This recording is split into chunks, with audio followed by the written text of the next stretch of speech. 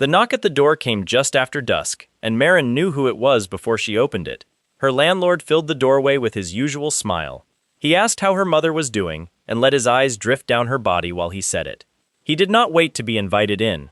He stepped past her, boots dragging fresh mud across the one clean stretch of floor she had scrubbed that morning. Then he told her the rent was going up. Not by a little, 3 times what she had agreed to when they moved in. Marin kept her back against the wall and her hands folded.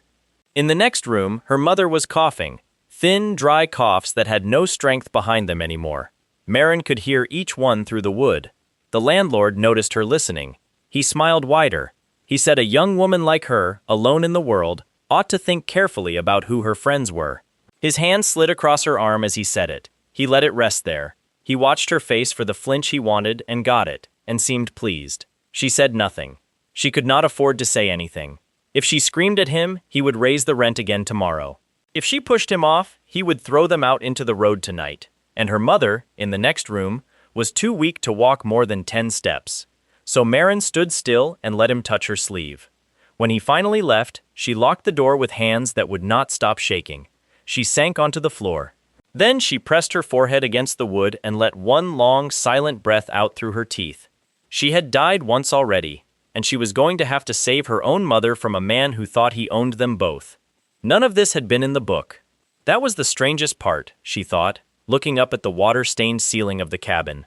In the novel she had read in her old life, this house had not existed. This landlord had not existed. The name Marin had barely existed either. She had been a single-line background character, a minor viscount's daughter mentioned once in a market scene, and then never again. Nothing more. Marin had died on a rainy street. A truck, a bad angle, an umbrella she never got to open. Then a white ringing sound. Then, sometime later, a young girl's body waking up in a wooden bed under a strange ceiling, with the memory of another woman still whole inside her head. She had recognized the book within a day. She had read it twice, in her old life, on long train rides. A quiet romance about a blind duke in the west of the empire, healed by a genius herbalist girl. Her own family had been in one paragraph of that book. One paragraph, and no more. Which had been fine. She had a few good years of it. Her father was gentle. Her older brother teased her about everything, from her handwriting to the way she chewed. Her mother laughed easily. They were not rich, only a small viscount house with a small estate in the east, but they were kind. Then the carriage accident happened. The carriage went off a mountain road on a rainy night. Her father died at once. Her brother lived long enough to hold his mother's hand, and then he did not. The debts began arriving the following week. Merchants Marin had never heard of. Notes her father had signed to keep the estate running. Loans against loans. By spring, the estate was gone. By summer, the townhouse was gone. By autumn, Marin and her mother were in this cabin at the edge of a western vineyard, in a duchy Marin had only read about in a book she thought was fiction. She was not sure what upset her more. Losing the family she had barely started to know, or the fact that a story she had once read for fun had swallowed her whole and did not care. Her mother was awake when she went in. Rowena lay under 3 blankets and still looked cold. Her hair had gone from soft brown to something closer to gray in the last 2 months. Her eyes were the same though, bright and warm and worried about her daughter. Always worried about her daughter, even now. She asked who had been at the door. Marin told her it was only the landlord asking about the roof. She smiled while she said it. Rowena held her hand for a moment and then closed her eyes. She was too tired to argue with a lie she could see straight through. Marin sat by the bed until her mother's breathing slowed. Then she went back to the front room and opened a small wooden box she kept under the floorboard. There were 4 coins inside. 4 thin, tired coins. They would not even pay the old rent, let alone the new one. She looked at them for a long time, and then she thought about the book. In the novel, the male lead had been the Duke of the Vine's house, blinded by a monster attack in his childhood, locked away in a western castle. His name was Gerald. He was rich enough to buy a small country. He suffered constantly, and he needed something the story had made very clear he almost never allowed anyone to give him. He needed someone to read to him. Marin closed the box. She wiped her palms on the front of her skirt. Then she pulled her best dress out of the trunk. It had belonged to her mother once, before the debts, and it was still clean. She began to iron it against the table with the flat side of a warm cup. By morning she was on the road to the ducal palace. The gates alone made her stop and breathe. She had seen palaces described in books. She had seen a viscount's house from the inside, and once, at a distance, an emperor's parade. None of it had prepared her for the wall of gray stone that ran along the ridge with no end in sight, or for the guards in silver-lined coats who looked at her like she was a leaf blown up against their boots. She told them she was there for a job. Reading, she said. She had heard the Duke needed a reader. Two of them laughed. The third did not. He looked her up and down, considered the 4 thin coins she surely had in her pocket, and told her she could wait by the servant's door. If she wanted to waste her morning, she waited by the servant's door. From an hour after sunrise until an hour past noon, she stood there. 3 staff came and went and did not look at her. A cook shooed a cat off a windowsill and did not look at her either. Marin drank rainwater from a stone basin and told herself that this was not humiliation, this was a beginning, and if she left now she would go back to a cabin where a landlord's hand would be on her arm again by evening. So she stayed. The man who finally came down the path had brown hair tied back and an easy walk. He was younger than she expected. He was wearing the deep blue of the ducal house, and he was already smiling by the time he reached the door. He said his name was Olive. He said he was the Duke's chief assistant. He asked whether it was true that a young lady had been standing outside since before breakfast asking to read to his master. Marin said it was. Olive looked at her carefully then. His smile did not go away, but something behind his eyes turned steady and thoughtful. Gently, he asked her if she could actually read. She almost laughed at the question. Then she remembered that in this world most noble daughters did not learn to read. Music, painting, a little embroidery, and enough writing to sign a marriage contract. That was considered plenty. Marin had studied literature in her old life. She had a memory for words that other people found unnerving. Olive gave her a page of household accounts and asked her to read the top 10 lines aloud. She did. He nodded, half to himself. Whatever he heard in her voice, he liked it. He handed her a report next. A working ducal document, 3 pages long, on a mine in the mountains north of the vineyard. He said his master would need it read to him that evening, and asked whether she would like to try. If the master was satisfied, she had a job. If not, she would be given a coin for her trouble and shown to the road. Marin held the pages and felt her stomach turn over. She knew what the report said. She knew what it did not say. She had read this exact plot point in the book she was now living inside. The mine everyone in the duchy thought was silver was not silver. It was opal. The novel had spent a whole chapter on the discovery, 3 chapters later. She was going to have to read this report to the Duke and pretend she did not already know. Olive watched her nod. He led her up a narrow stair, along a corridor lined with tall windows, and stopped at a door of dark wood.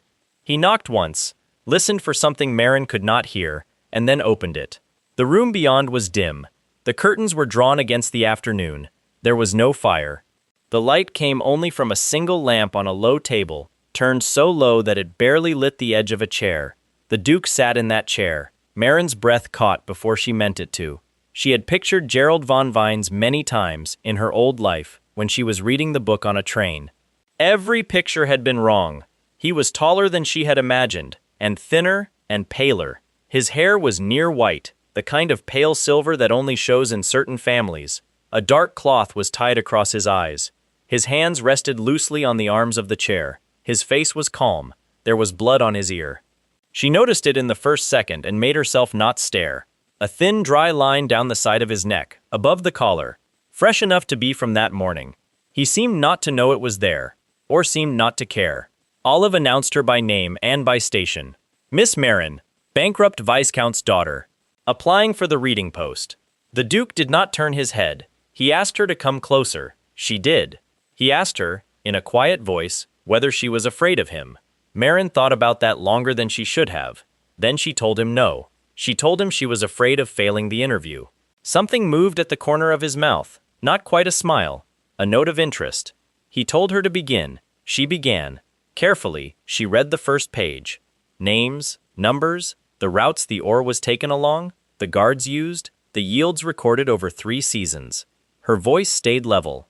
She could feel Olive listening from the door and the Duke listening from the chair, and she was aware, in a way she could not shake, that the Duke was listening to her the way a musician listens to a new instrument. She turned the second page, and here was the trap. The report was praising the mine.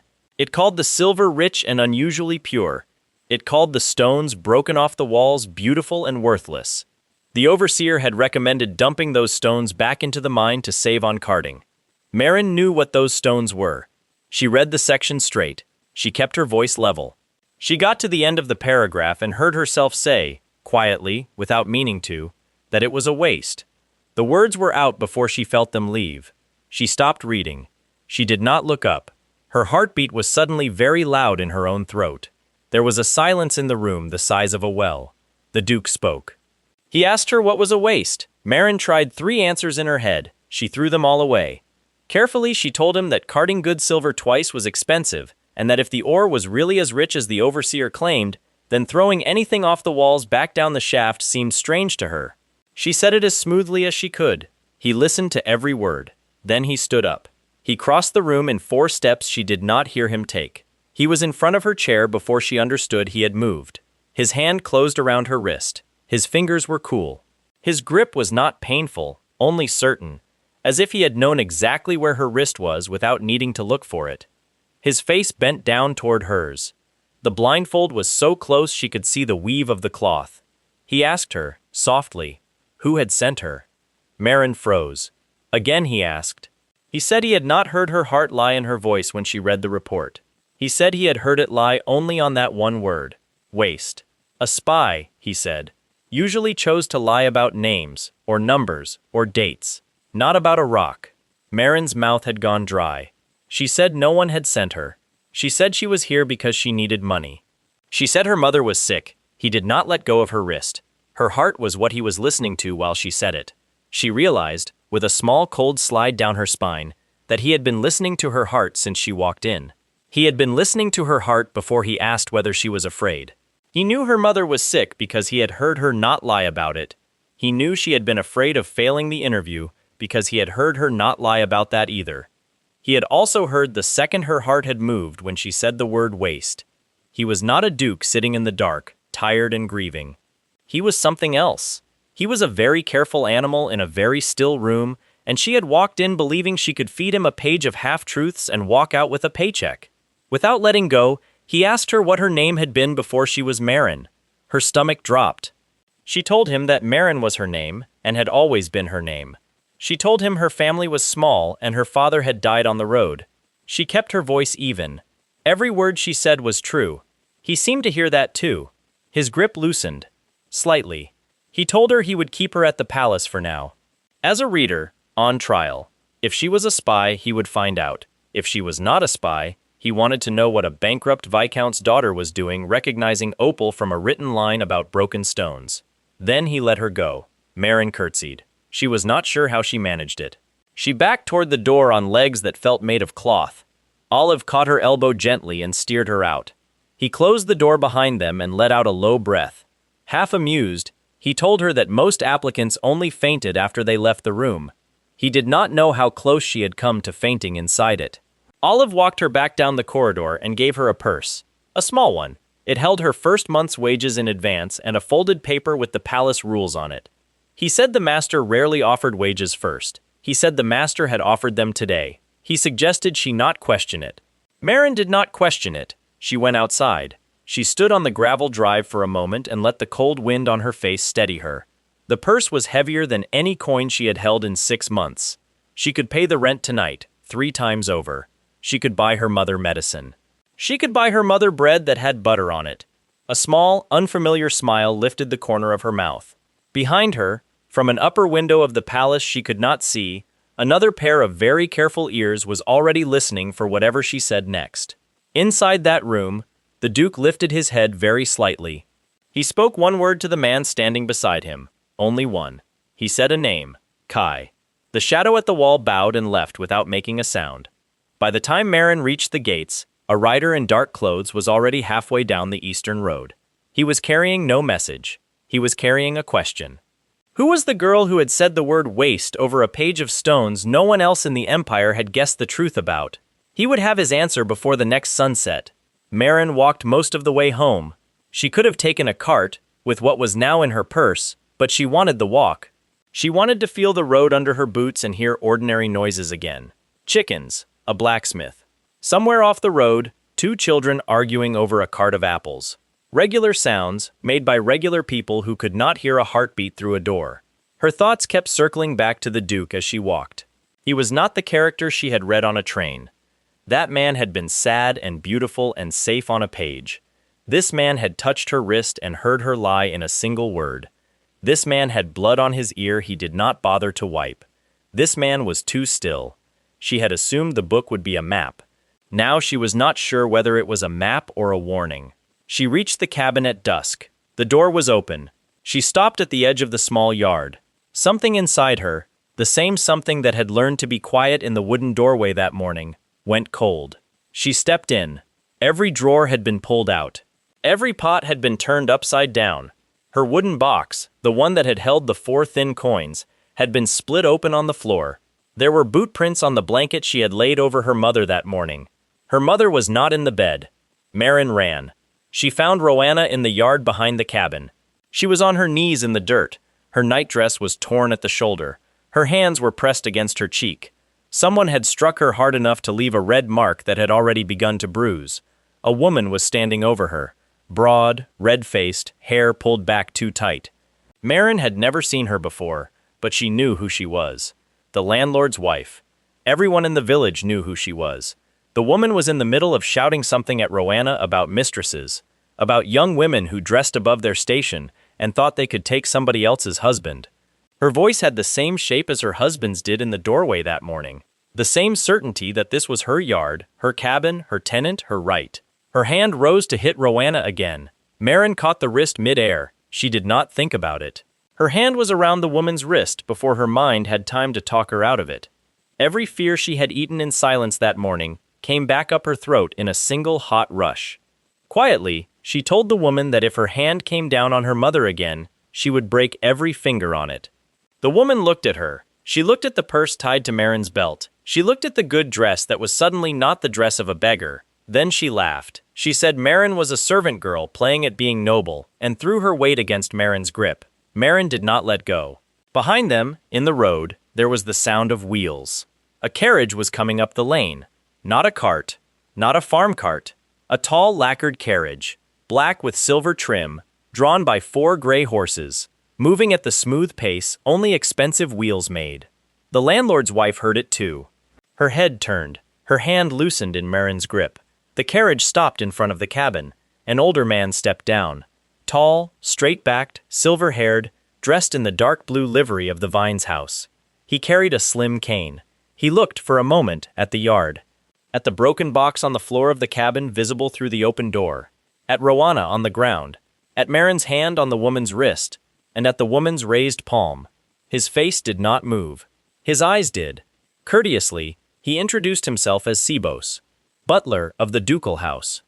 Former vice-commander of the ducal knights, he asked, without dropping his tone, whether the person standing on Duke's land had a moment to answer a small question about her rental agreement. The landlord's wife had gone the color of wet paper. Sibos never raised his voice. He simply asked her, one polite question at a time, who owned the ground beneath her boots? He asked whether her husband had a signed lease from the ducal office. Was it possible, he wondered aloud, that she and her husband had spent years collecting rent on land that had never belonged to them at all? His hands stayed folded behind his back the whole while. The cane rested against the side of his leg. She did not have answers. Halfway through, she started crying, and did not stop. 2 more Vines guards had come off the back of the carriage by then. Quietly, Sibos told them to escort the woman to the ducal court, where her husband would be joining her shortly. She was to be charged with illegal rental on Duke's land. Her husband was to be charged with the same, and with assault against a tenant. Their punishment would be decided within the week. Marin let go of the woman's wrist, shaking. She did not know she was shaking until Sibos crossed the yard, knelt beside Roanna in his very expensive coat, as though there were no dirt in the world, and helped her mother to her feet. His hands were gentle. He asked Roanna whether she was hurt. He asked her twice, because Roanna could not answer the first time. Then he looked at Marin. He told her that his master had sent him. His master's exact words, he said, had been that a certain young reader was not to sleep in that cabin one more night. The ducal annex had 2 clean rooms already made up. The carriage was for them. Marin opened her mouth to thank him. Nothing came out. Kindly, Sebos pretended not to notice. He offered his arm to her mother instead. By the time the carriage rolled back down the lane, the sun had gone down behind the ridge, and the cabin was empty for the last time. Marin looked out of the window as the road slid past. Her mother was already asleep against her shoulder, warmer than she had been in weeks. Somewhere ahead, at the top of that gray ridge, a man in a dim room was sitting very still and listening for the sound of wheels on stone. He had heard her heart lie about one word. He had sent his butler for her before her purse was even empty, and she had not yet begun to understand what kind of story she had walked into. The ducal annex was not a servant's quarters. Marin had expected 2 small rooms, a shared water basin, maybe a bench by a stove. What Sebos led them into was a suite. 2 chambers with a shared sitting room between them, tall windows facing east, a fire already burning, and clean sheets turned down on both beds. There was even a jar of dried orange peel by the fire. The kind old houses used to make a room smell like something other than stone. Sebos apologized for the size. He said the master had picked the smaller of the 2 ducal annexes because he thought it would embarrass her less. He said the larger one had been kept ready in case she preferred it. Marin did not know what to say to that. She said thank you. She said it twice, because the first one came out too quiet. Rowana was already asleep before her head touched the pillow. Sebos closed the door softly and left them to the fire. Marin sat on the edge of her mother's bed for a long time. She watched her mother's chest rise and fall under the good sheets. She watched the color come back into her mother's face a little, in the warmth. She thought about the 4 coins in the wooden box, and the landlord's hand on her sleeve, and the woman in the dirt, and the note in the ducal butler's voice when he told her not to sleep in that cabin one more night. She did not cry. She had run out of the shape of crying somewhere on the road. Instead, she smiled, small and tired, and turned to blow out the candle on the side table. There was a knock at the door. The girl on the other side was small and red-haired and clearly terrified. She could not have been much older than 14. She wore a plain gray maid's dress that fit her poorly at the shoulders. Her hair was tied back in a hurried braid. She held a small folded stack of linens against her chest like a shield. She said her name was Yuria. She had been assigned to Miss Marin's rooms. Marin blinked at her. She had not asked for a maid. She had barely finished getting used to the idea of a suite. Yuria seemed to understand this without being told. She said very quickly that if Miss Marin did not want her, she would go quietly and try for kitchen work instead, and it was only that the head maid had said this was where she was needed, and she was sorry to knock so late, but she had thought Miss Marin might want the sheets changed once more before the morning damp set in. She said all of this in one breath. Then she went red and looked at her shoes. Marin nearly laughed. She was too tired for it. She stepped back and let the girl in. Yuria changed the sheets on Marin's bed as quickly and neatly as a soldier. She did not chatter, which Marin appreciated. She kept glancing at Rowana, though, in a way Marin recognized. Not curiosity, concern. Softly, Marin asked her whether she knew anyone who had been sick like this. Yuria said her mother had died of something similar 3 winters ago. She said the palace healer had a room 3 corridors down, and that if Miss Marin wanted, she could go and knock on his door herself before dawn.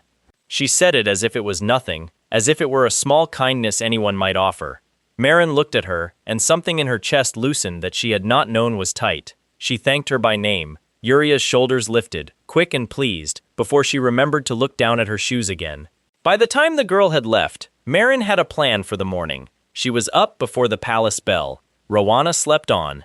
The healer came at dawn as Yuria had promised.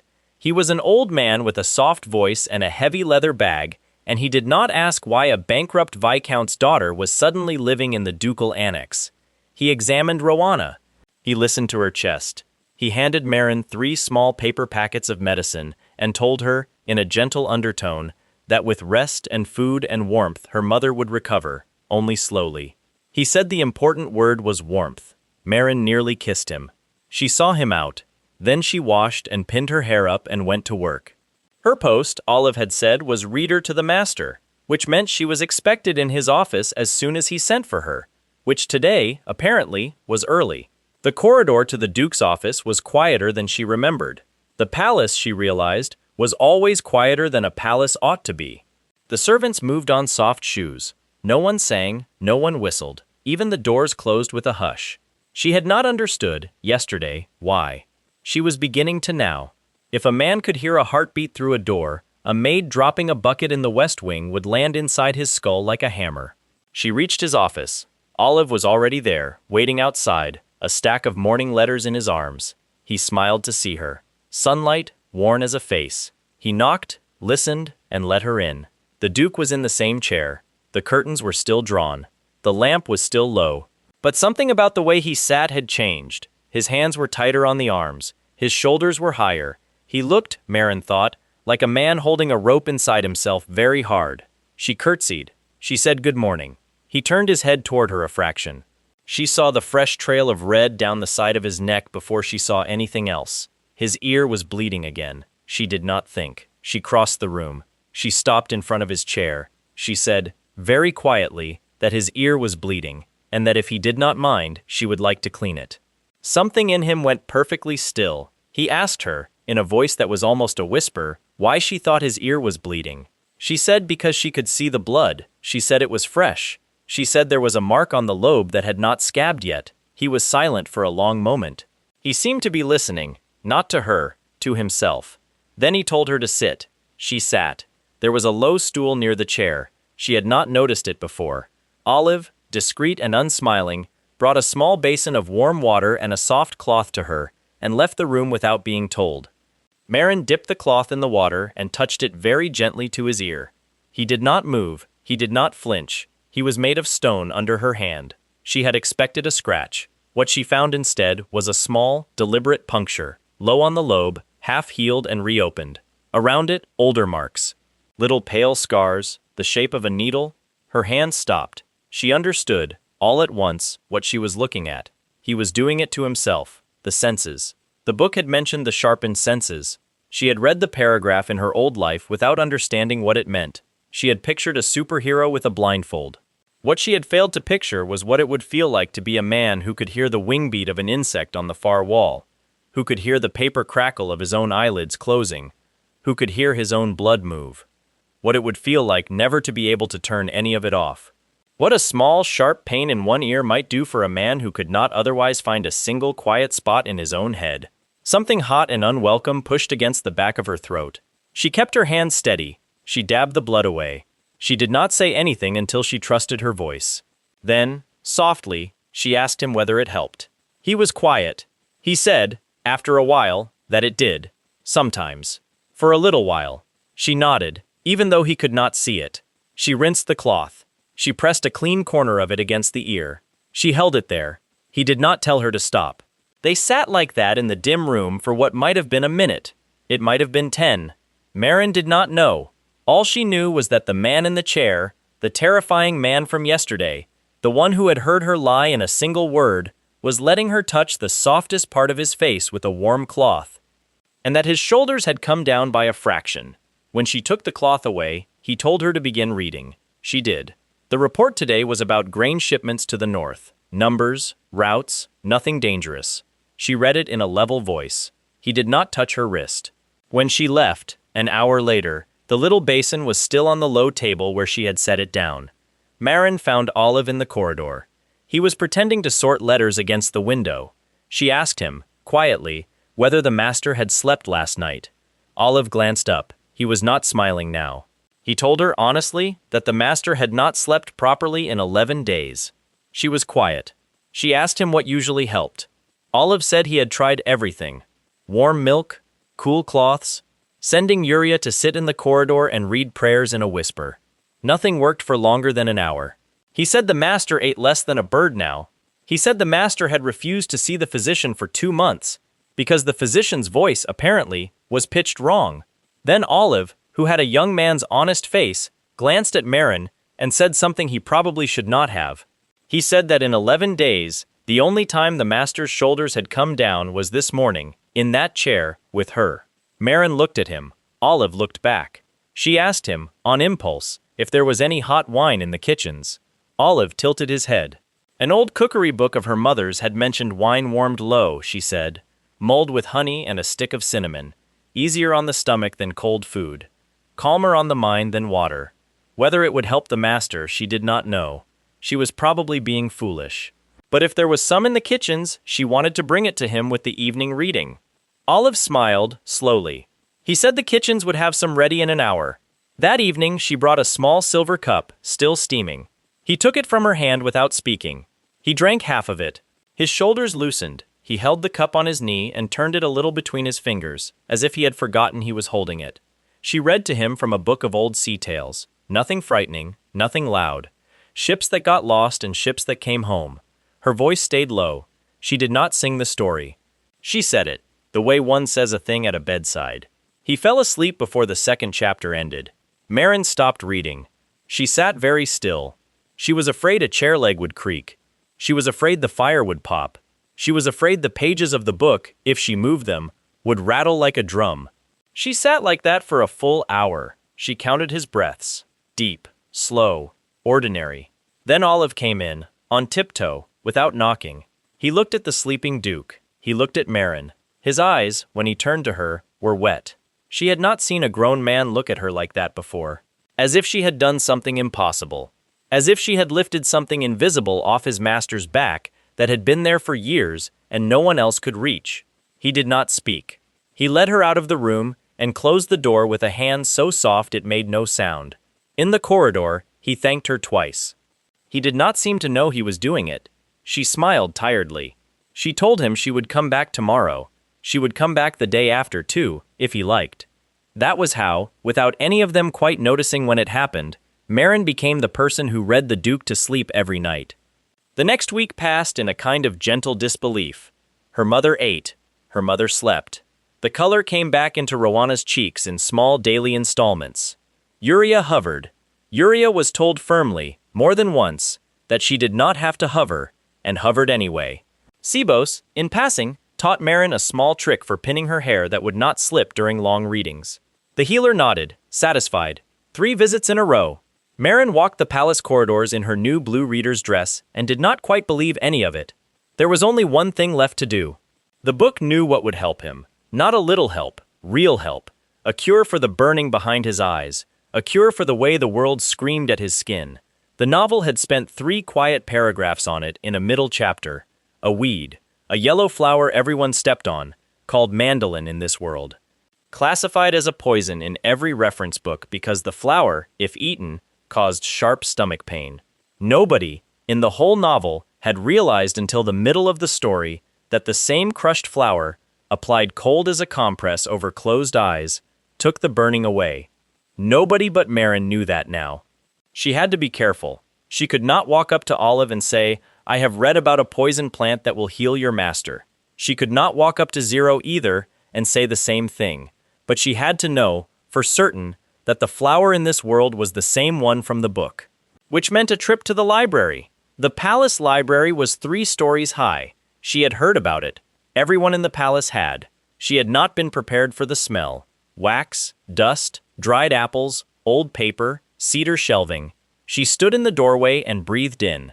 There was already someone at the reading desk. He was small. He was, in fact, extraordinarily small. Sitting at a scholar's stool with his feet not touching the floor, a book open in front of him that was as broad as his chest, one small hand tracing lines of print with a hunter's patience. He was wearing tiny scholar's robes cut for him.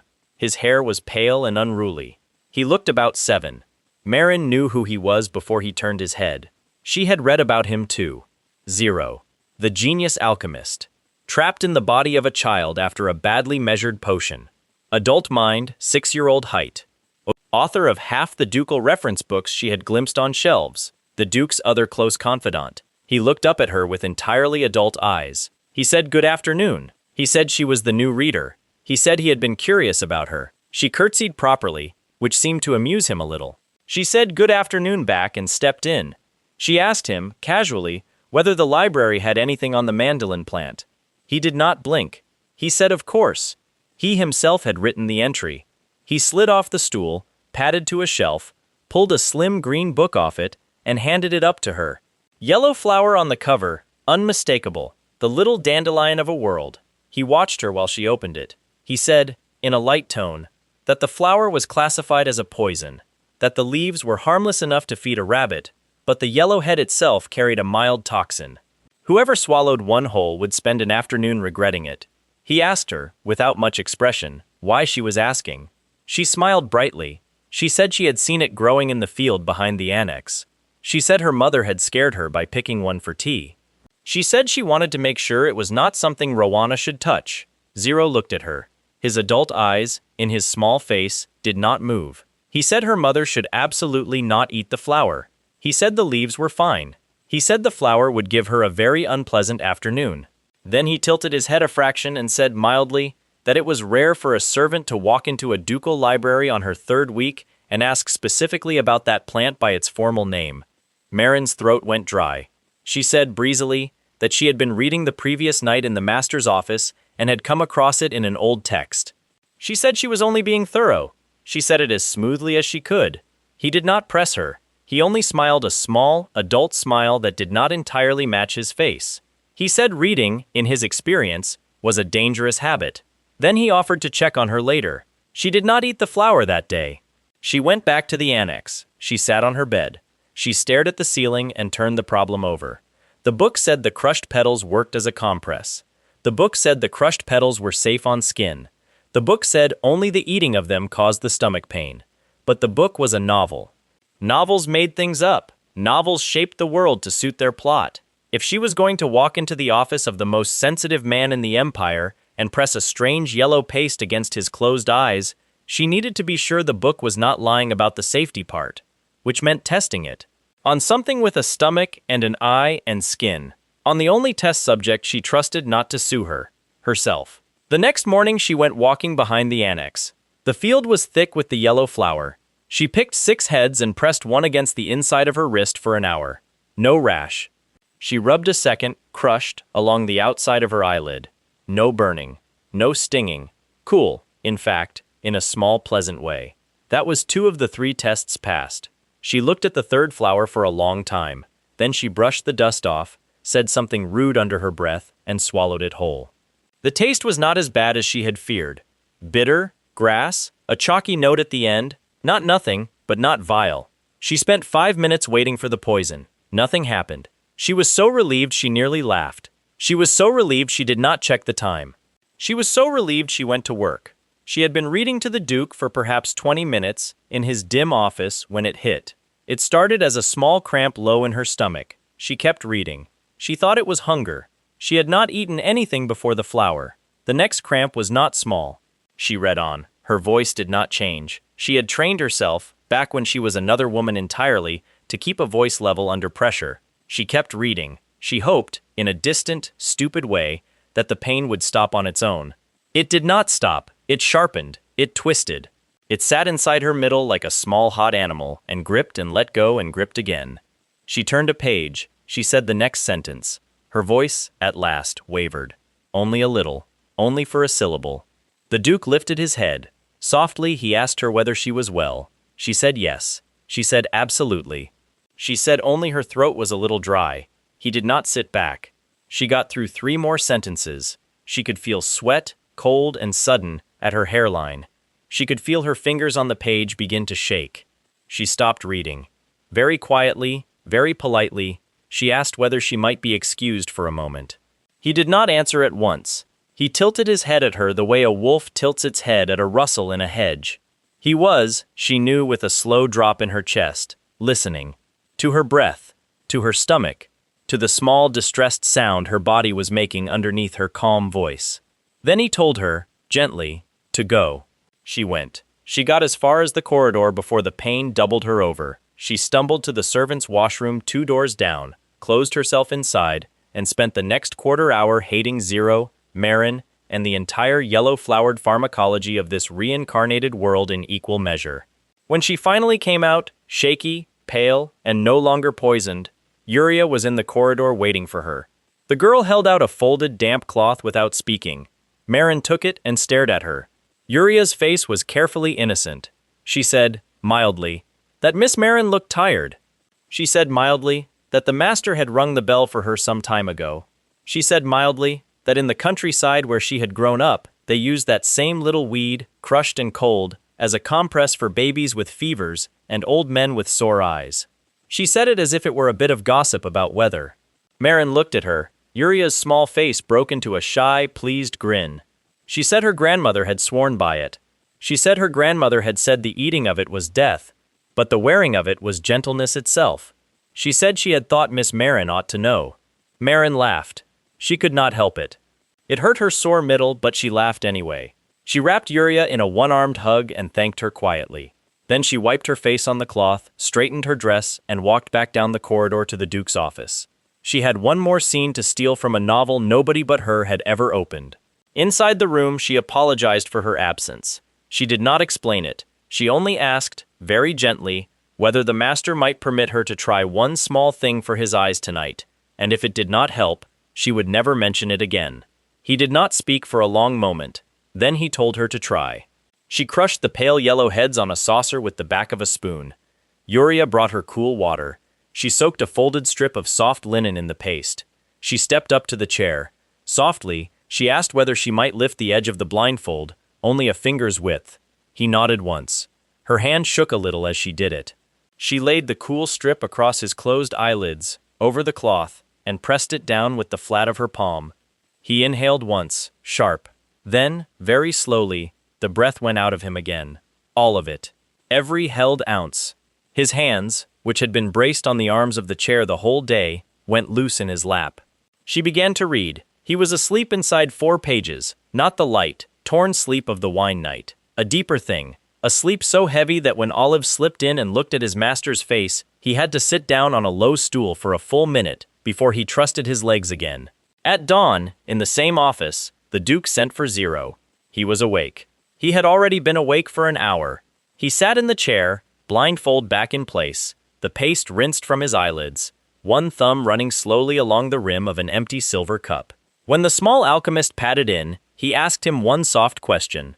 What was that small weed of the meadow known to do, besides poison? Zero was quiet for a long, adult moment. Then he told the Duke, carefully, that a country grandmother of his had once crushed those petals cold over the eyes of a newborn with a burning fever. He told him the child, who had not slept properly in a week, had slept through the night from that hour on. He asked, mildly, why the master was asking. The Duke smiled. It was not a large smile. It barely moved his mouth. But Olive, standing at the door with the morning letters, saw it, and felt something in the room change shape. The Duke set the silver cup on the low table. He tilted his head toward his 2 closest men, and in a voice that was still soft, still calm, still that unmistakable careful tone of a man who never wasted a word, he told them that from this day forward, Marin belonged to him. Marin did not know he had said it.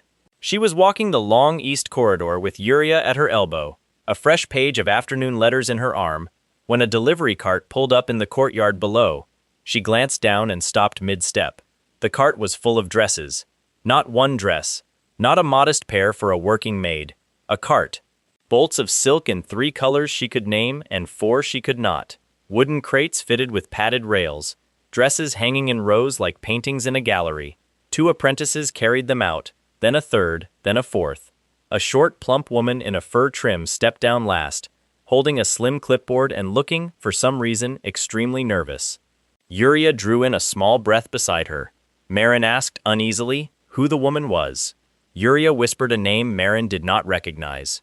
Then she added in a small, odd voice that the woman was the imperial capital's most requested dressmaker, that she was never dispatched to a private house, that the Empress had waited 9 months for her last commission. Marin's stomach dropped.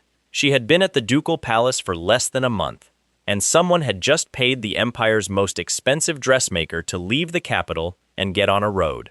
Softly, Yuria said the cart was for her. The dressmaker curtsied when Marin came down. It was not a servant's curtsy. It was the small, respectful bend a professional gives to a client. She said the master had sent for her a week ago. She said the master's specifications had been unusual. He had asked her to bring the entire spring collection. Marin blinked at her. The woman confirmed, gently, that the master had said the entire spring collection. Not a few pieces, not a sample.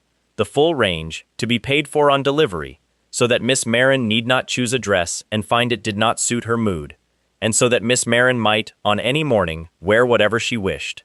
Marin's mouth opened. Nothing came out. Yuria stood 2 paces behind her and made a small, strangled noise that might have been a laugh or a squeak. Marin gathered herself. She thanked the dressmaker. She asked her to please forgive her for a moment. Then she turned and walked, very fast, back into the corridor. Yuria half ran after her. Marin got as far as an empty side parlor before she stopped. She sat down on a low chair. She put her head in her hands. She asked Yuria, into her palms, what on earth a duke thought he was doing sending a person 100 dresses. Yuria did not answer for a moment. Then she said, very carefully, that in this world, giving a woman clothes was not a small thing. She said it was one of the oldest forms of an unspoken declaration. A man of rank who paid for a woman's wardrobe was saying, in a way everyone understood without being told, that he intended for her to belong to him. She said it apologetically. She said Marin had probably not known. Marin lifted her head slowly. She looked at Yuria with the expression of someone who had just realized she was in a very different room than she thought. Then, upstairs, in the office, sitting in his low chair with his blindfold in place, the Duke tilted his head to listen. He heard, from 3 floors down, the exact half-second in which the young reader's heart stopped, and then started again, faster than before. He allowed himself a small, private smile. She had understood. Down in the side parlor, Marin was still staring at Yuria. She did not know what to do with the dresses. She could not refuse them. She could not have them sent back to the capital and shame the dressmaker. She could not shout in a corridor at a duke who had spared her mother's life. She could not walk into his office and ask him whether he had gone soft in the head. So she did the only thing she could do. She thanked the dressmaker in a level voice. She had 2 of the plainest ones altered. She had the rest folded and put away in the annex's wardrobe. She wore the blue every day and hoped, quietly, that if she did not act like a woman he had bought clothes for, the whole thing would stop meaning what Yuria had said it meant. The palace, of course, had noticed everything. The trouble started 3 days later, in the servants' hall. Yuria had gone down to collect a fresh linen basket. She was small and red-haired and no one's daughter, and everyone in the hall knew it. 2 of the older maids had decided, apparently that afternoon, that a girl like that being made personal attendant to the master's new reader was more than they could bear. They cornered her by the linen cupboard. They asked, loudly, whether her mistress knew that everyone in the hall was already calling her the Duke's new pet. They asked whether her mistress's mother, the bankrupt Viscount's widow, coughed all night keeping the annex staff awake. They asked whether Yuria enjoyed carrying trays for a woman who had climbed into a duke's favor by singing him lullabies like a common wet nurse. Then one of them, laughing, took Yuria's braid in her hand and pulled her toward the cupboard. Marin came around the corner at that exact second. She had been sent for a fresh apron. She stopped in the doorway of the hall, taking in the picture in front of her. Yuria bent forward, her braid in a strange woman's fist. 2 full-grown maids leaning over her, still laughing. Something in Marin, the small quiet something that had swallowed a landlord's touch so her mother could sleep, decided it was done swallowing. She did not shout. She crossed the hall in 6 strides. She reached for the wrist of the maid holding Yuria's hair. She turned it, sharply, in the way Sibos had shown her the previous week with a wooden practice hilt. The maid gasped and let go. Marin stepped between her and Yuria. She was not tall, she was thin and pale, and 1 month into eating properly again. But her voice, when it came out, was ducal annex-level calm. She told them, quietly, that they had said something impolite about her mother. Both maids opened their mouths. Both maids closed them. Marin said, into that quiet, that she would give each of them 1 chance to apologize to Yuria for the pulled hair, and to the ducal annex for the widow's cough. Neither maid apologized. The taller one recovered first. She laughed a shrill laugh and said Marin was a servant like the rest of them and had no right to demand anything. Marin punched her. Not a slap. A proper punch, with the flat of her knuckle, the way her older brother had shown her once as a joke on a lawn a lifetime ago. It landed square on the side of the maid's nose. The woman staggered. She sat down on a laundry hamper hard. She began, dramatically, to bleed. The second maid decided this was, on balance, a good time to leave. She got 2 steps toward the door before Marin caught her collar. Marin, who was still very thin, and who had discovered in that second that she was also very angry, marched her back to the linen cupboard and told her to stand there until an adult came for her. The adult came within the minute. The head maid was called Mira. She was in her 50s, iron-haired, iron-backed, and she had run the palace's female staff for 30 years. She did not shout either. She never had needed to. She looked at the 2 maids. She looked at the still dropping nosebleed. She looked at Yuria, who was pressed against a wall trying to disappear into it. Then she looked at Marin, standing quietly in the middle of the room with the knuckles of her right hand starting to purple. Mira asked, in a level tone, what had happened. Yuria did not speak. Marin did. Marin told her, calmly, that the two maids had insulted her mother in front of a child, that they had physically hurt Yuria, that she, Marin, had responded with the flat of her knuckle when they refused to apologize, that she took full responsibility for the nosebleed and would accept whatever consequence Mira thought fit. Mira listened to every word. Then she asked Yuria whether Marin's version was correct. Yuria nodded, small. Mira turned to the two maids. Her voice did not rise. It only got very cold. She told them that the ducal staff spoke of no one's mother that way, in this hall or any other, ever. She told them that the reason the ducal staff did not speak of anyone's mother that way was that the ducal staff, whatever else they were, had manners.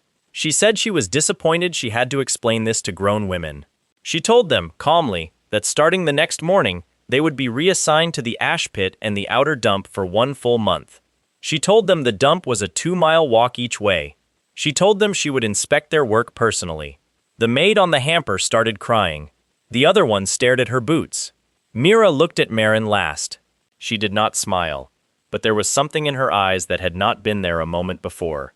She told Marin, evenly, that a lady of the annex did not, as a rule, punch her fellow staff. She told her that, in the specific case of a lady's mother being insulted, however, one was entitled to make an exception on the first occasion.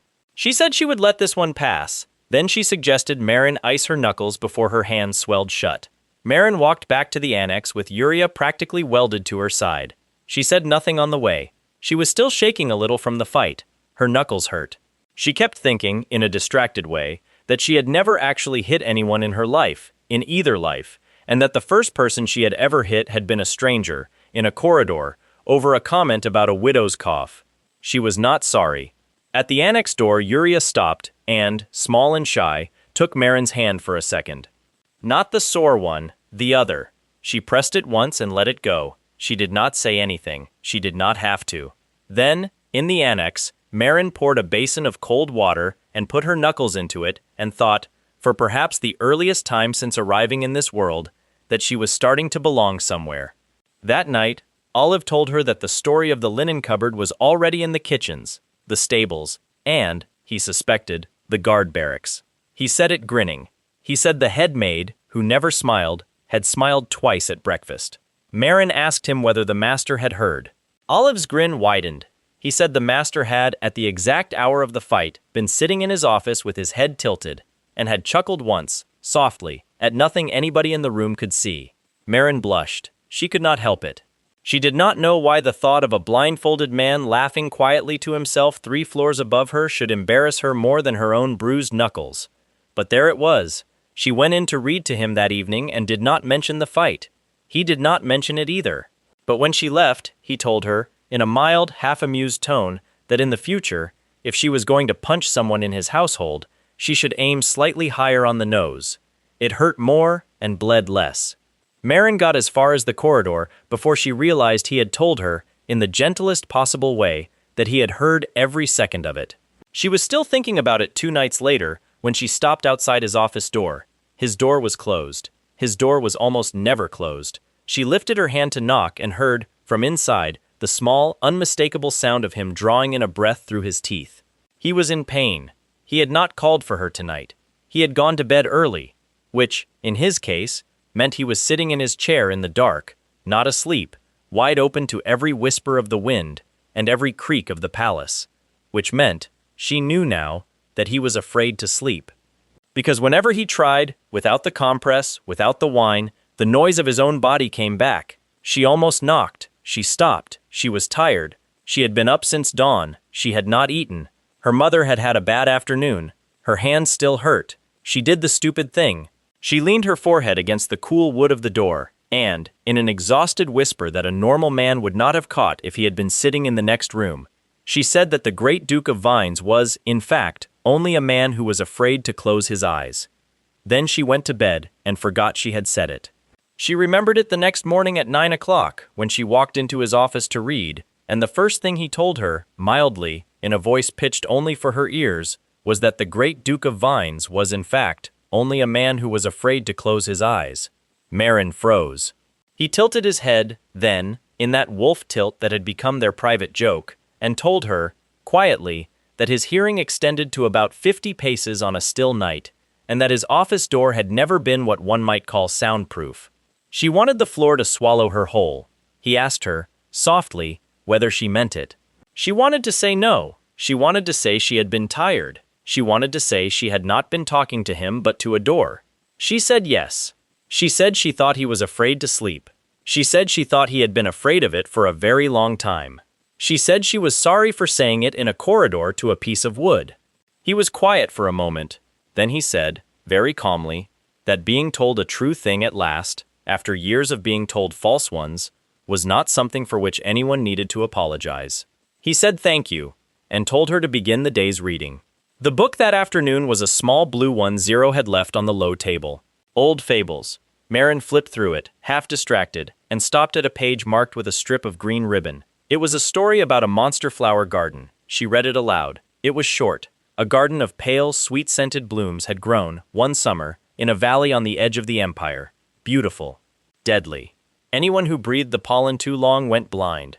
A boy of 10 had wandered into it during a hunt with his sister, and had come out of it in the dark. She stopped reading before she meant to. The room, around her, had gone perfectly still. She looked up. The Duke was sitting the way he always sat. Hands loose, head slightly bent, but something in the line of his back had changed. He was somewhere else. He was inside the story. Very softly, she asked him whether he wanted her to stop. He did not answer at first. Then he told her, in a low voice, that the boy in the story had a sister. That the sister had been half a year older. That she had been the only person the boy in the story had ever fully trusted. That she had run into the valley behind him, calling his name. That she had made him promise, on a pinky, that he would not open his eyes until she found him. He said the boy had kept the promise. He said the boy had not opened his eyes for 3 days. He said that when the boy finally did, in the safety of a doctor's room, he could not see any more. Marin's throat had closed. She did not need to ask whether the boy in the story was him. She sat very still and let him speak. He did not say much more. He said that the sister had grown up and married a count in the south, that her name had been Audrea, that she had once written to him, when he was in his tower, that a house without windows still had a roof, and that if he ever wanted a garden, she would grow him one made only of flowers that did not sting.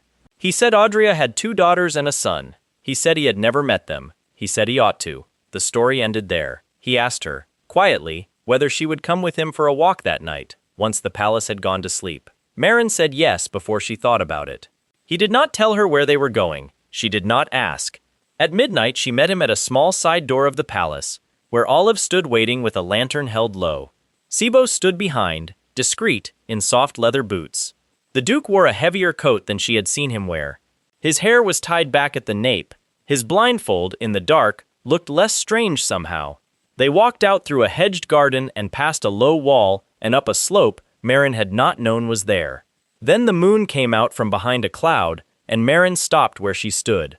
The whole slope was full of yellow flowers, thousands, tens of thousands, a whole valley of the little dandelion, silver in the moonlight, moving softly with a breeze that carried the faint honey smell of them. The valley he had been given by Audrea, she realized at once. The flower he was afraid of. The one that hurt him. The one that also, without anybody but a servant girl and a small alchemist, and a red-haired maid knowing it, healed him. He had brought her here. Olive lowered the lantern and stepped back. Sibo stopped at the top of the slope. The two of them, without being asked, gave the Duke his space. He turned to her in the moonlight. Softly, he told her he was going to take off the blindfold.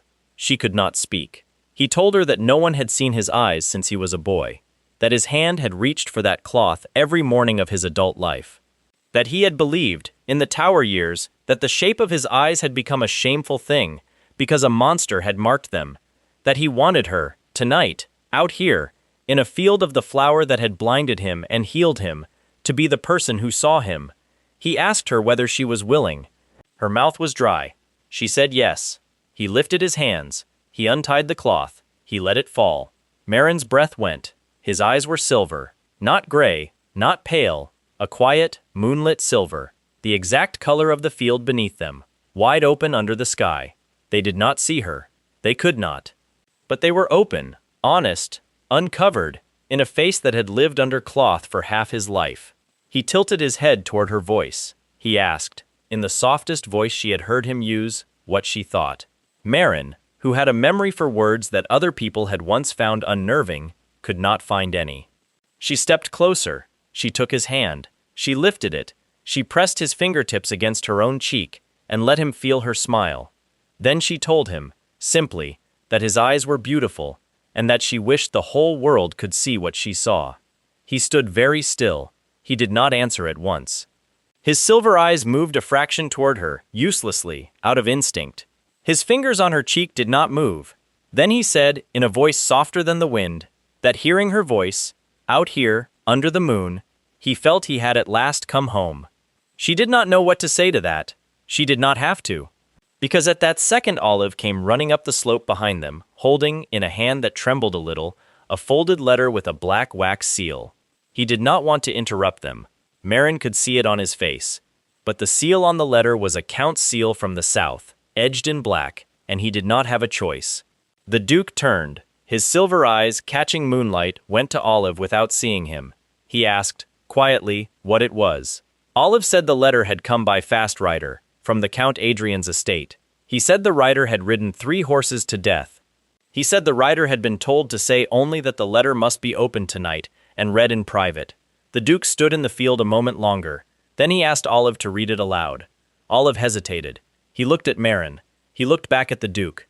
He broke the black seal with a soft crack. He read it. He read it in a voice that got quieter, and by the third line was almost a whisper. Countess Audrea was dead. She had been ill, the letter said. She had been ill quickly. She had died in the night, some 6 days ago, in her own bed, with her children beside her. She had asked, before she went, that her brother in the West be told at once, and that he be told, in her own words, that a house without windows still had a roof, and that she would grow him a garden on the other side. There was more in the letter. Details. Funeral arrangements. Legal notices. Olive stopped reading. He said quietly that the rest could wait. The Duke did not move. His silver eyes stayed open in the moonlight. He did not blink. Marin, watching him, saw a very small tremor go through his hand, the one still resting against her cheek. He did not lift it. He did not put it down. He said one word, his sister's name. He said it the way a child says a word he has just remembered. Marin, who had held her own dead brother's hand once, understood at once that she must not speak. She only pressed her hand up against his where it lay on her cheek, and held it there. The wind moved through the yellow field around them. Olive lowered the letter. Sibos, at the top of the slope, quietly took off his cap. The Duke stood in the middle of a valley full of the flower his sister had teased him into loving, and looked, with his silver eyes, at a sky he could not see. Then, very quietly, he said he must go south. Marin did not sleep that night. She helped Olive get the Duke back to the palace. She watched Sibos and Kai move through the corridors like ghosts, packing dark clothes and quiet weapons. By dawn, a carriage with 3 fresh horses was waiting in the front court. The Duke came down the stone steps in a black coat she had not seen before, blindfold back in place, walking very straight. He did not look for her. He did not need to. She was already at the bottom of the steps. He stopped in front of her. He said her name once. He said he could not ask her to come with him. He said the road south was long, and the house he was going into was not a safe one. He said he would send word when he could. He said, in a voice that was not quite steady, that when he returned, he would like her to be exactly where he had left her. She said she would be. He touched her cheek with the back of his gloved hand. Then he stepped into the carriage. The door closed. The horses started forward, and the black shape of him slid away between the courtyard gates and was gone. Marin stood in the empty court for a long time. Then she went to find Sibos. She found him in the training yard behind the stables, where he had begun to spend an hour with her most mornings. He was oiling a practice hilt. He looked up when he saw her face. She asked him to teach her to ride. She said she got sick in carriages. She always had. She had never sat on a horse in her life. She said she did not want to be caught, one day, standing in a courtyard watching a man she cared about go somewhere she could not follow. Sibos, who had once been vice-commander of the ducal knights and had not taught the young Countess Audrea to ride when he had had the chance, put the oil rag down. He said he could teach her. He said it would hurt for a week. He said she would ride within a month. She started the same afternoon. 2 days south, the Duke stepped down from his carriage in front of a stone country house that smelled of roses and something faintly wrong. The Baron who came down the steps to meet him was called Klin. He was tall, well-dressed, and pleased with himself in the exact way a man is who has recently arranged a small crime and gotten away with it. Beside him, on his arm, walked a slender woman with a red mouth and clever eyes. Her name was Giulia. She was, he explained, his fiancée. The Duke gave them his gloved hand and let them lead him inside. He heard the lie in the Baron's voice before they had crossed the threshold. He heard it in Giulia's voice too. Cleaner. Colder. She was a better liar than her fiancé. Neither of them, however, was as good as they thought they were, in a room with a man whose ears could catch a heartbeat through a door. He did not say any of this. He let them show him to a chair. He let them offer him wine he did not drink. He let them tell him, very gently, that his sister had been ill for months and had gone in her sleep, peaceful and cared for. He listened to their heartbeats race, and then, when they thought they had done well, slow.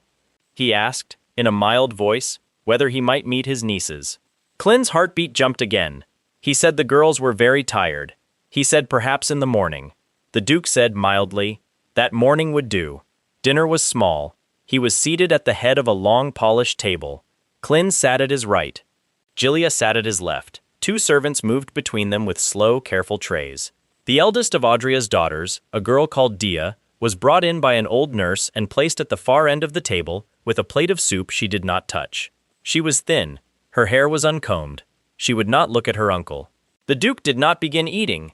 He asked, in a light voice, whether the Baron had known his sister well. Klin smiled. He said of course. He said he and Audria had been like family. The Duke's cane, which had been resting against the arm of his chair, lifted. It was a slim black cane. Zero had given it to him, months ago, and had told him, in that adult tone of his, that a man in a blindfold ought to always carry a good stick. The Duke had never had cause to use it before. He extended it now, calmly, across the table.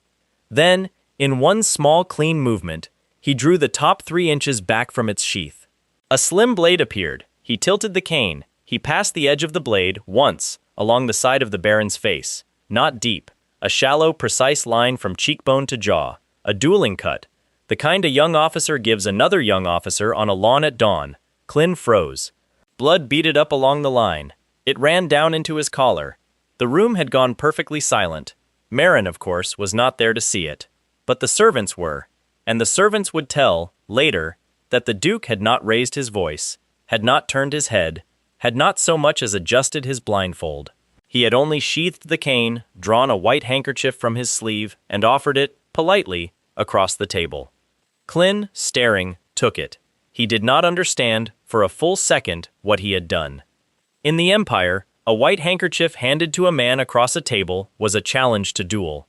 Accepting it was a formal consent. Klin had accepted it in front of 2 servants and his own fiancée before he had thought to refuse. The Duke smiled. Softly, so only the table could hear, he told the Baron that he had heard a great many stories, on the road south, about what had really happened to Countess Audrea and her husband. He told him he had come, in part, to hear the Baron's version. He told him further that if the Baron's version disagreed with the servant's version, or with the physician's version, or with the accounts kept by the estate steward, they would meet again on a lawn at dawn. Klin's face went from red to gray inside the same breath. Then he did the worst thing he could have done. He panicked. He shoved his chair back. He half fell across the table. He caught, with a shaking hand, the small kitchen knife by his own plate. In 2 strides he was behind Dia. He had the knife against the child's throat before the servants had time to shout. He was crying by then, not softly, great, ugly, adult tears. He said the Duke did not understand. He said he had done what he had done for the estate. He said Audria had been about to leave it all to a distant cousin. He said if the Duke took another step, the girl was going to die on this floor. Dia did not scream.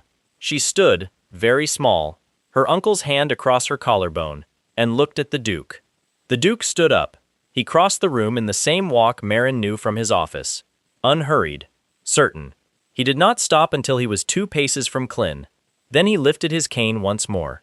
He did not draw the blade this time. He only extended it, sideways, and, with a small, clean flick that nobody in the room quite followed, he cut 2 locks of hair off Dia's head. 2. Front, right, close to the crown.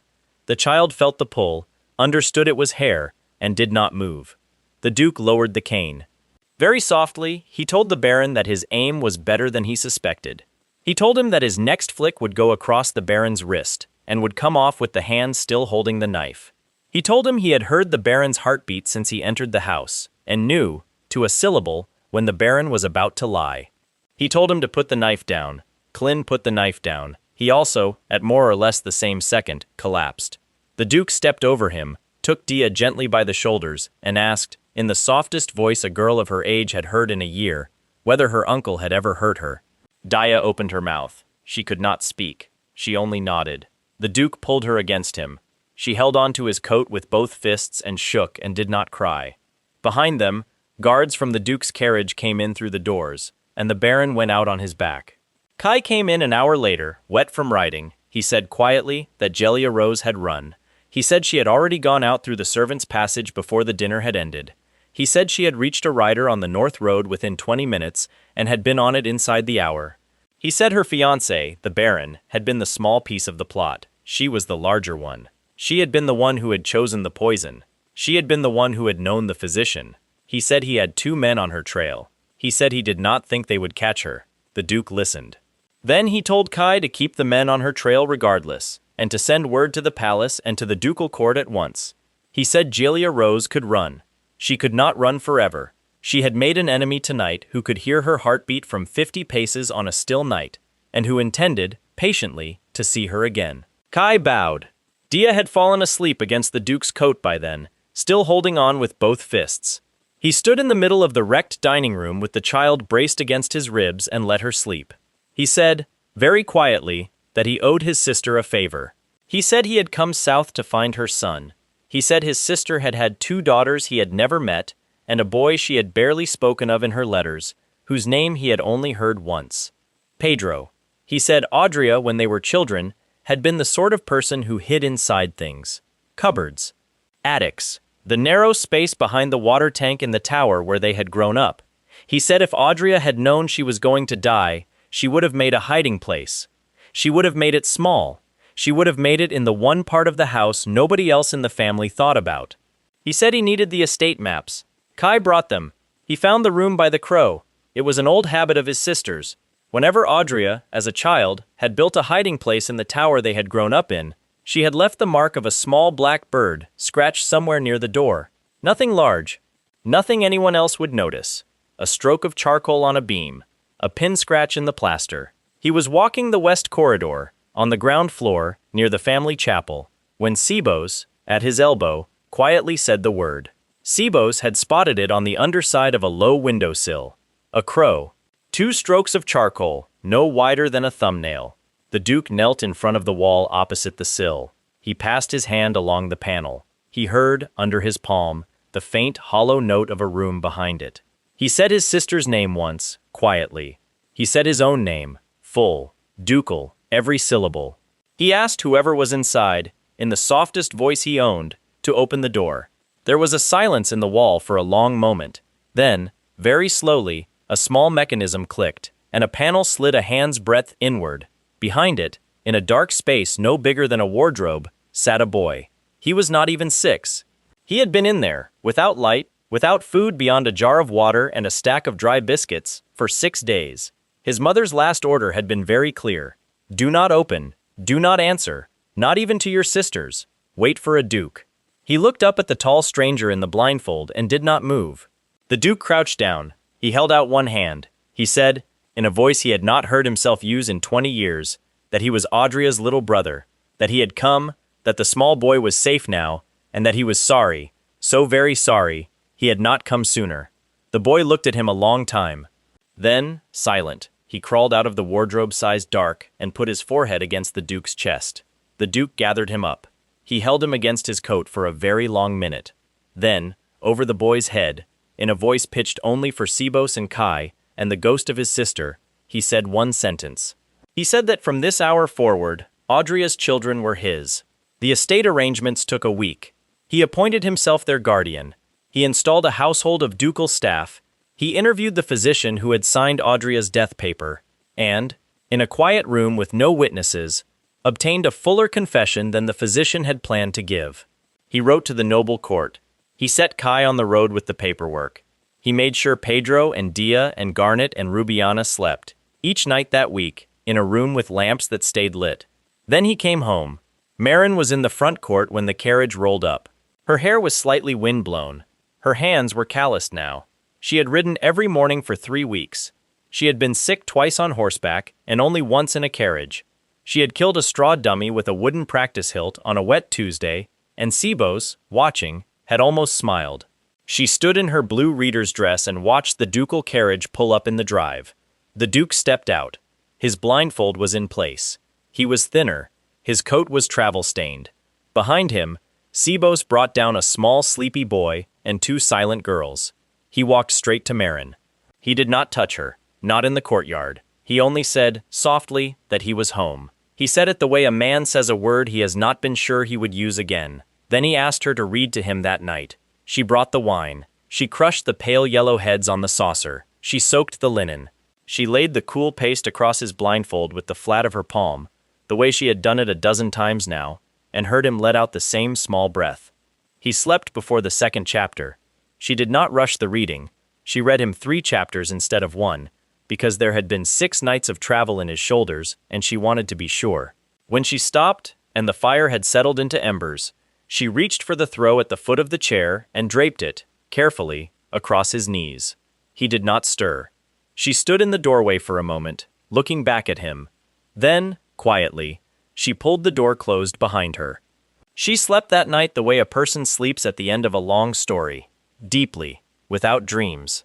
She did not know that in the office 3 floors above, sometime near dawn, the Duke had woken, sat in his chair, drawn 1 long breath in, and let 1 long breath out, and made a decision he had been circling for months. She did not know, either, that a writer had come in from Kai in the night, with a report on a bankrupt Viscount's daughter he had investigated the day after her interview. Full name, full lineage, the estate in the east, the debts, the dead father, the dead brother, the lot. He had known who she was since the 2nd day. He had let her keep her secret for the same reason a man lets a small bird sit on his hand. Because a bird that trusts you is worth more than a bird you have caught. The morning bell rang. He sent for her. She came in her working blue. Her hair was pinned the way Sibos had taught her. She was already smiling at the door, because she had lived a week now with him back in the house, and the sight of him in his chair with the curtains drawn and the lamp turned low had begun to feel, unmistakably, like coming home to something. He stood up when she came in. He did not always stand up.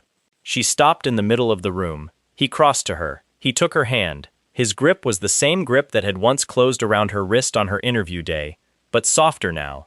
The certainty of a man who had learned exactly where her wrist would be, and had, over 100 readings, memorized it. He lifted her hand. He held it against the front of his coat, where his heart was. Then he said her name. Not the name he had called her by all these months. Not Marin. He said Lady Marin. Full. Formal. The whole line. Family, father, house. Every syllable a person of her original noble name would once have been introduced by, in a court she had never expected to see the inside of. Marin's breath stopped. Her heartbeat, of course, jumped. He heard it. He smiled, in that small, private way of his. His silver eyes, behind the blindfold, moved a fraction toward her. He told her he had known who she was since the morning after she read the mine report. He told her he had chosen not to say so because he had wanted to see how a girl who lied about her name did not lie about the pain in her mother's cough. He told her he had listened to her, every day since, in every room of this house, and had heard her heart speak more truth than any court in the empire had ever heard from a mouth. Then he said the thing he had been circling for months. Softly, he asked her to marry him. He said he knew what he was asking. He said he knew her family had been reduced, and that she had come to this house not for him but for a paycheck, and that if she said no, she would still have the annex, still have the wardrobe, still have his ear whenever she wanted it. He said he was not the kind of man who forced a yes. He said he was, however, the kind of man who, having found a person whose voice was the first quiet thing he had heard in 20 years, felt obliged to at least ask. He said he would wait. Marin stood in the dim office with her hand against his coat, and her heart, absurdly, running the way a horse runs when it wants to. She did not know how to answer. She knew this was a novel. She knew, somewhere in a chapter she had not lived yet, a real heroine was on her way to this house. A girl with real healing gifts. A girl the story was actually about. A girl who was supposed to marry the man in front of her. She also knew, standing in this office, that the man in front of her was not a character. He was a man who had pierced his own ear to sleep. He was a man who had walked into a dining room in the South with a blade and a stick and cut the face of a baron who had killed his sister. He was a man who had held a boy in a wardrobe against his chest and promised, out of his sister's grief, that Audria's children were his. He was a man who had heard her heart tell the truth in a room full of lies, and who had chosen to keep her close for the same reason a person keeps any small honest thing close. Marin, in the doorway of a chapter she was about to walk off the page of, opened her mouth. Somewhere far off, on a road running north out of the Empire, a red-mouthed woman with clever eyes rode very fast toward a border she meant to cross.